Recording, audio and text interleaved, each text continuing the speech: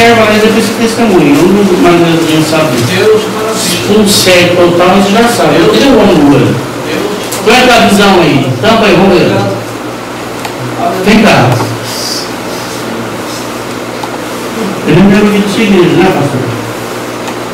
Eu olhar para cá, não enxergava as pessoas. E agora? Antes era só daqui. Entendi.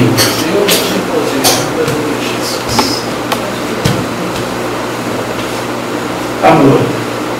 É isso que o senhor não enxergava? O que o senhor está vendo aí? Enxergando, aparecendo.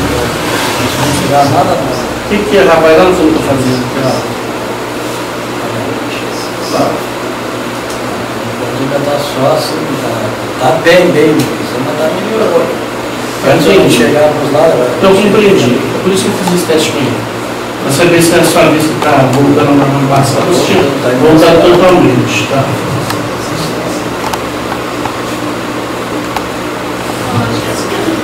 O nome do Senhor Jesus.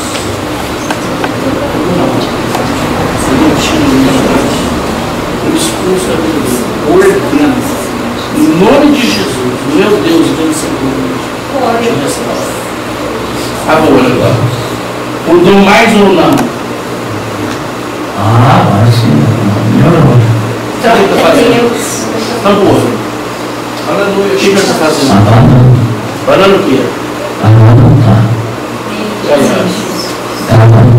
Aí tudo me pensa. Jesus cura. Não há necessidade de fazer aquele estardalhaço. Às vezes você fala, nossa, pregar por calma, não vai virar nada. Não vira mesmo. Se depender de mim, não vira nada. Depende dele. E é ele que faz o milagre. O vaso que é barro e podre. Mas o nosso Deus é o Todo-Poderoso. Deus de maravilha. Esse joelho aqui, ó, fazia 5 anos que eu tinha marcado, desde 2005. Aí fui lá na 44, me deram e mandaram para o hospital para me marcar o operar. Até hoje não sei nem foi para perto. Esses são os planos de Deus. Às vezes você fala, mas eu não consigo, Jesus. Ajuda-nos nas coisas de Deus. Eu quero te curar, filho. Você viu como é que as coisas? Deus nos permitiu para te curar. Que maravilha. Amém? Vai lá. Glória a Deus. Deus é maravilhoso, né, pastor? Quero agradecer por estar aqui com vocês, por essa oportunidade de conhecer esse povo maravilhoso.